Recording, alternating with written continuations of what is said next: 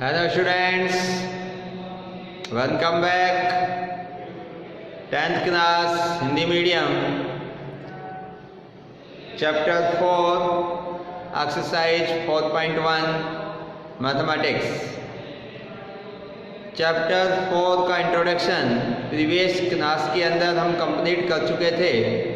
आज हम इसके क्वेश्चन सॉल्व करेंगे। एक्सरसाइज 4.1 क्वेश्चन नंबर 1, जांच कीजिए कि क्या निम्न द्विघात समीकरण है। फर्स्ट पार्ट,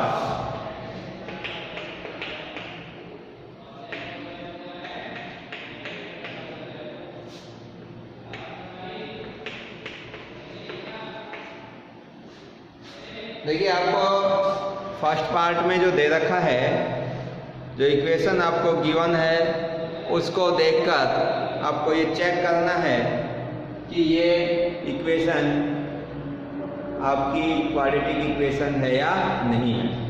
देखिए अगर ये क्वाड्रेटिक इक्वेशन है तो इस इक्वेशन को जनरल फॉर्म में रखने के बाद हम ये ऑब्जर्व करेंगे कि चर राशि की अधिकतम घात 2 आती है या नहीं। अगर इसमें चर राशि की अधिकतम घात 2 आ जाती है इसको सॉल्व करने पर, तो ये द्विघात समीकरण होगी, अदरवाइज नहीं होगी। तो देखो यहाँ पर x+1 का होल स्क्वायर, तो इसमें हम a+b का होल स्क्वायर वाली आइडेंटिटी यूज कर सकते हैं। तो क्या बनेगी भाई ये सेंस a+b का whole square equal to a² + 2ab plus का b²। अब देखिए a के स्थान पर x है, b के स्थान पर 1 है, तो क्या बनेगा x² + 2 × x इंटू, और b के स्थान पर 1 प्लस में b², b के स्थान पर 1 का स्क्वायर इज इक्वल टू, इस ब्रैकेट को हम 2 से मल्टीप्लाई करेंगे और क्या होगा 2x - 6। अब इसको सॉल्व करेंगे, x² + 2x + 1 is equal to 2x - 6। अब यहाँ से 2x से 2x कैंसिल हो जाएगा और x² + 1 इस -6 पे कर दें, क्या होगा प्लस का इज इक्वल टू 0, तो x² + 7 इज इक्वल टू 0। तो देखिए ये वाली आपकी एक क्वाड्रेटिक इक्वेशन है, क्योंकि इसमें चर राशि की अधिकतम घात कितनी है 2 है। तो ये एक द्विघात समीकरण है, यह एक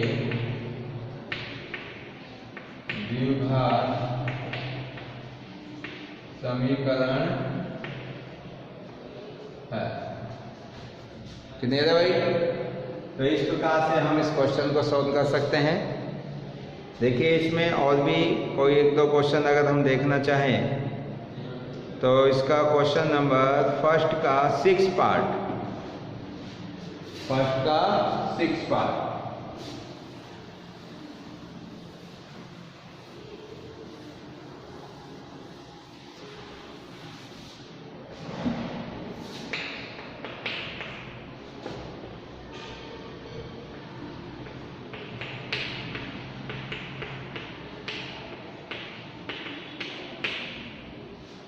देखिए भाई, तो इसमें हमें ये बताना है कि ये क्वाड्रेटिक इक्वेशन है या नहीं, यानी कि द्विघात समीकरण है या नहीं।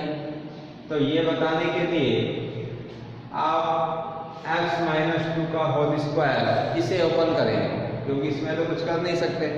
तो a - b का होल स्क्वायर की आइडेंटिटी इसमें लगाएंगे और फिर इसको जनरल फॉर्म में, व्यापक फॉर्म में रखेंगे। तो अगर x में 2 घात मैक्सिमम आती है तो ये क्वाड्रेटिक इक्वेशन है, अदरवाइज नहीं है। तो देखिए x² + 3x + 1 is equal to a - b का होल स्क्वायर क्या होता है भाई, x² - 2 × a × b और प्लस का b² यानी कि 2 का स्क्वायर। a - b का होल स्क्वायर वाली आइडेंटिटी हमने इसमें यूज की है। तो x² + 3x + 1 is equal to x square minus 2 to the 4x plus 2 का स्क्वायर 4। अब देखिए इसमें एक्स स्क्वायर से एक्स स्क्वायर ये वाला टर्म कैंसिल हो गया। अब यहाँ क्या बचा हुआ है 3x प्लस 1, इधर को ये इन सबको एक साइड ले आता हूँ तो 4x इधर आके किसका हो जाएगा प्लस का, तो 3x प्लस का 4x ये प्लस का 1 और ये 4 इधर आके माइनस का इज इक्वल टू 3। तो ये बन जाएगा आपका 7x और 3x प्लस 4x 7x हो गए। 1 में से 4 माइनस करेंगे तो माइनस का 3 इज इक्वल टू 0। अब देखिए इसके अंदर जो एक्स स्क्वायर के अंदर टर्म आना चाहिए, एक्स स्क्वायर का जो पद आना चाहिए वो नहीं है, तो ये एक द्विघात समीकरण नहीं है क्योंकि इसमें चरराशि की अधिकतम घात 2 नहीं है, एक ही है। तो ये आपकी रैखिक समीकरण है, ये द्विघात समीकरण नहीं है। तो क्या लिखेंगे, यह द्विघात समीकरण नहीं है, ये द्विघात समीकरण नहीं है। इस प्रकार से हम इसके फर्स्ट पार्ट को कंप्लीट कर सकते हैं। तो आप क्वेश्चन नंबर फर्स्ट के सभी पार्ट इसी प्रकार से कंप्लीट सॉल्व करेंगे। अब हम question number second word problems के क्वेश्चन हैं, इनको सॉल्व करते हैं।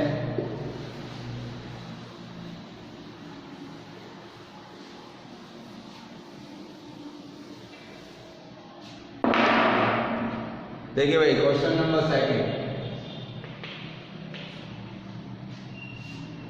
निम्न स्थितियों को द्विघात समीकरणों के रूप में निरूपित कीजिए। निम्न स्थितियों को, जो भी नीचे ये स्थिति दे रखी है यानी कि फोर्थ पार्ट है इसके, तो ये आपको लैंग्वेज फॉर्म में क्वेश्चन गिवन है और लैंग्वेज फॉर्म से हमें क्वाड्रेटिक इक्वेशन बनानी है। निम्न स्थितियों को द्विघात समीकरणों के रूप में निरूपित कीजिए। तो हम क्या करेंगे, इस क्वेश्चन को अच्छे से रीड करेंगे, अंडरस्टैंड करेंगे और फिर उससे हम देखेंगे कि किस तरीके से हम द्विघात समीकरण बना सकते हैं। तो इसका फर्स्ट पार्ट है, एक आयताकार भूखंड का क्षेत्रफल 528 मीटर स्क्वायर है। क्षेत्र की लंबाई मीटर में, चौड़ाई के दुगने से एक अधिक है। क्षेत्र की लंबाई चौड़ाई के दुगने से एक अधिक है। हमें भूखंड की लंबाई और चौड़ाई ज्ञात करनी है। तो देखो ये भूखंड है वो किस आकृति का है, आयताकार। और आयताकार जो भूखंड आपको दे रखा है इसकी लंबाई और चौड़ाई में एक रिलेशन दिया हुआ है और उसका क्षेत्रफल दे रखा है।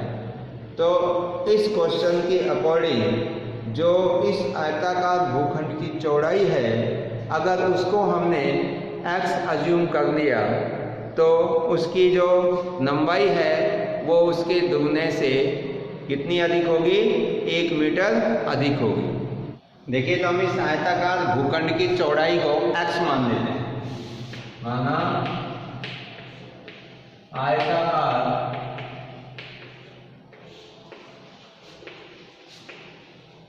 भूखंड की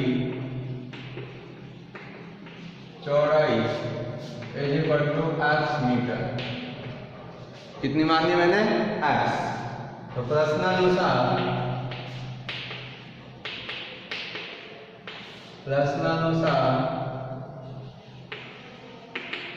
लंबाई इज इक्वल टू, लंबाई होगी चौड़ाई के दुगने से एक अधिक, यानी कि x का दुगना 2x और एक अधिक यानी कि इसमें 1 ऐड करते हैं। तो ये इसकी लंबाई हो गई, मीटर में है ये भी। अब आयताकार भूखंड का क्षेत्रफल दे रखा है 528 मीटर स्क्वायर। तो क्षेत्रफल क्या होगा भाई, तो इसका क्षेत्रफल दे रखा है 528।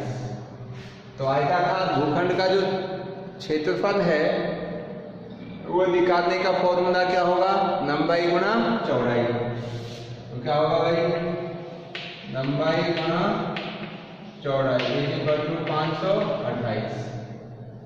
तो लंबाई कितना रखोगे, 2x + 1 और चौड़ाई क्या है x इक्वल टू 528। x से इसको मल्टीप्लाई कर देंगे, 2x² प्लस का x और इसको इधर ले आओ 5 to 8 इक्वल टू 0।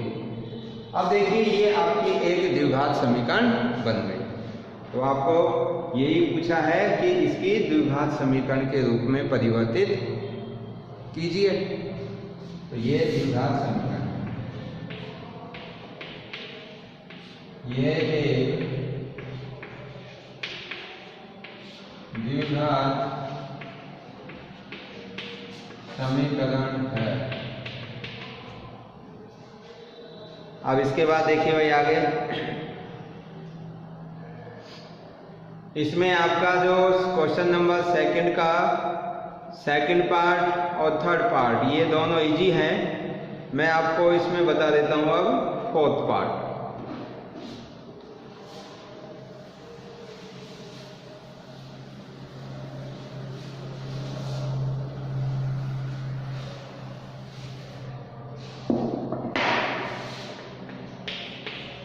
देखिए फोर्थ पार्ट क्या कहता है कि एक रेलगाड़ी 480 किलोमीटर की दूरी समान चाल से तय करती है।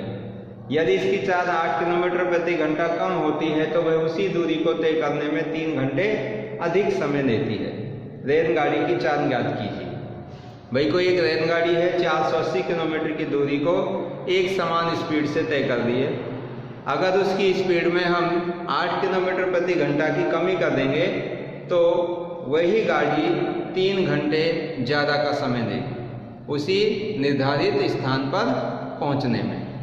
तो हम इस गाड़ी की चाल को क्या मान लेते हैं, x किलोमीटर प्रति घंटा। तो क्या लिखेंगे, माना गाड़ी की चाल x किलोमीटर प्रति घंटा, ये गाड़ी की चाल है। अब दूरी कितनी है, टोटल दूरी 480 किलोमीटर।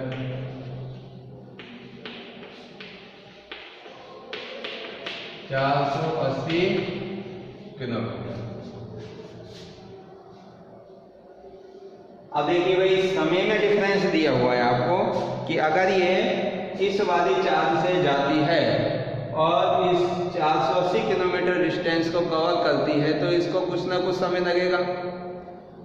वो समय हम कैलकुलेट कर लेंगे। समय का फॉर्मूला हो जाएगा डिस्टेंस अपॉन स्पीड, यानी कि दूरी अपॉन चार्ज। और फिर ये कह रहा है क्वेश्चन कि अब वो अपनी स्पीड में 8 किलोमीटर प्रति घंटा की कमी करती है, तो उस कम वाली चार्ज से फिर उसका समय निकाल लेंगे हम। तो इन दोनों समय में जो अंतर है वो कितने घंटे का है, 3 घंटे का है। कि जैसे पहले वाली इस x किलोमीटर प्रति घंटा की चार्ज से जा रही थी तो सपोज तो उसको हो सकता है 10 घंटे लगे हों, और जब वो अपनी स्पीड कम करके जाएगी तो समय ज़्यादा लगेगा, तो उसको जब सपोज करो 13 घंटे लगे, तो दोनों में कितने का डिफरेंस रहा, 3 घंटे का रहा। तो इसी प्रकार से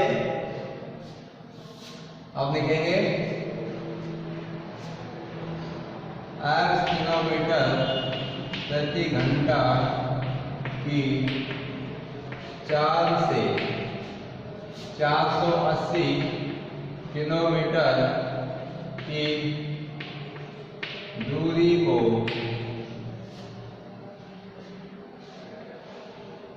पूरा करने में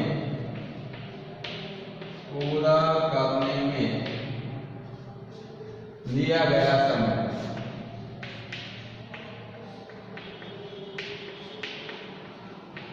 और समय का जो सूत्र होता है वो दूरी बटे 4। तो दूरी कितनी है 480 और 4 कितनी है भाई x। तो ये समय आ गया हमारा। आप प्रश्न के अनुसार अपनी चार्ज में कमी करती है 8 किलोमीटर प्रति घंटा। प्रश्नानुसार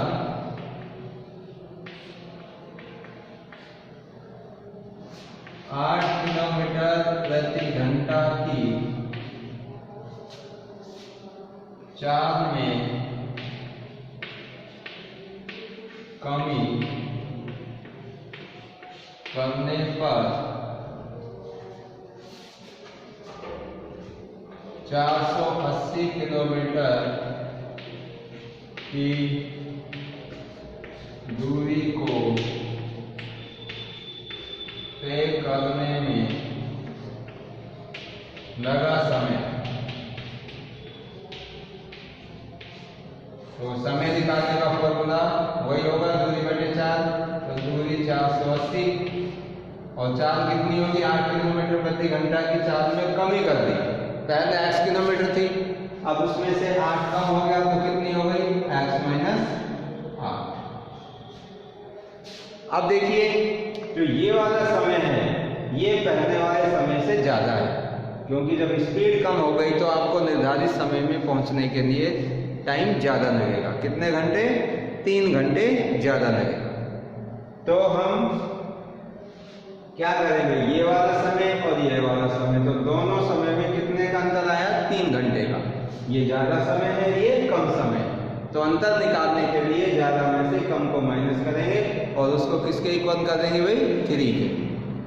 तो प्रश्नानुसार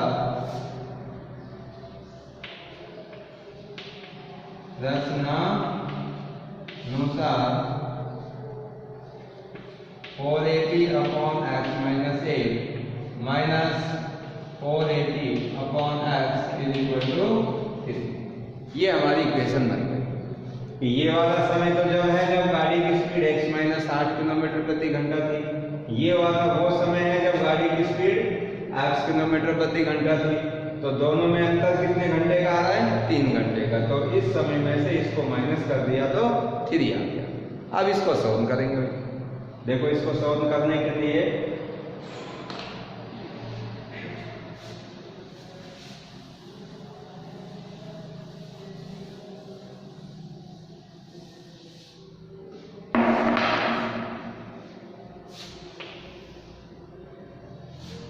देखो इसका एलसीएम कितना आएगा भाई, ये x और x माइनस 8, ये इसका एलसीएम आ जाएगा x into x minus 8।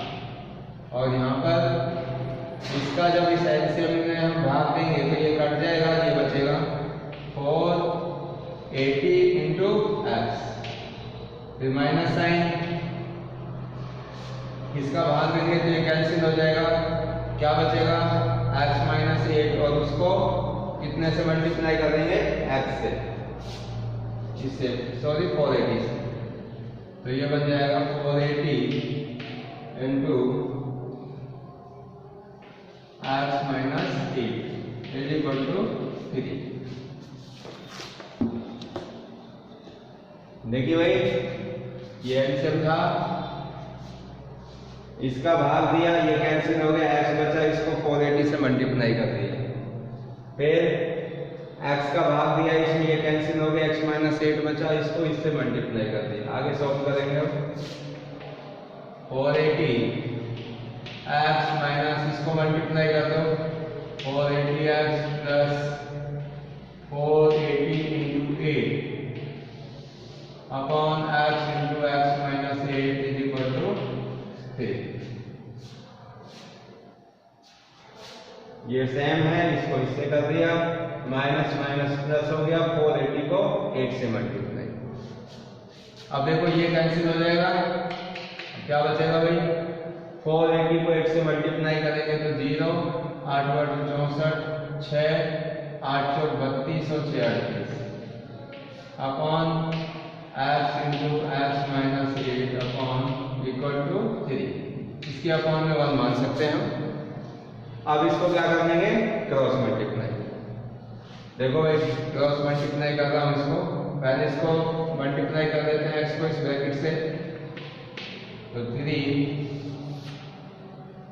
8 4 0 upon x को x से करेंगे x square minus 8x 3 upon, इसको मल्टीप्लाई कर देंगे तो 3x square minus 24x is equal to 3840।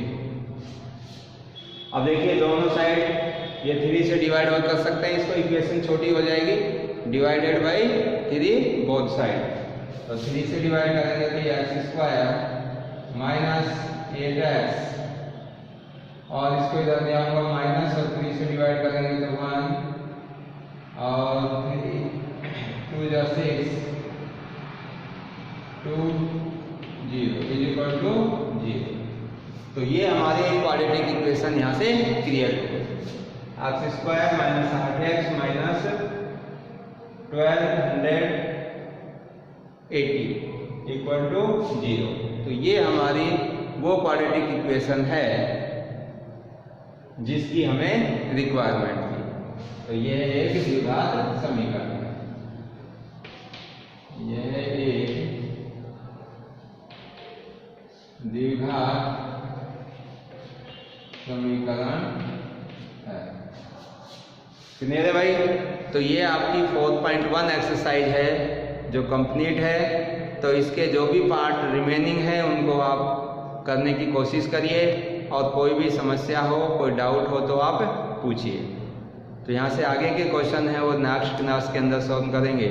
So thank you and thank you very much.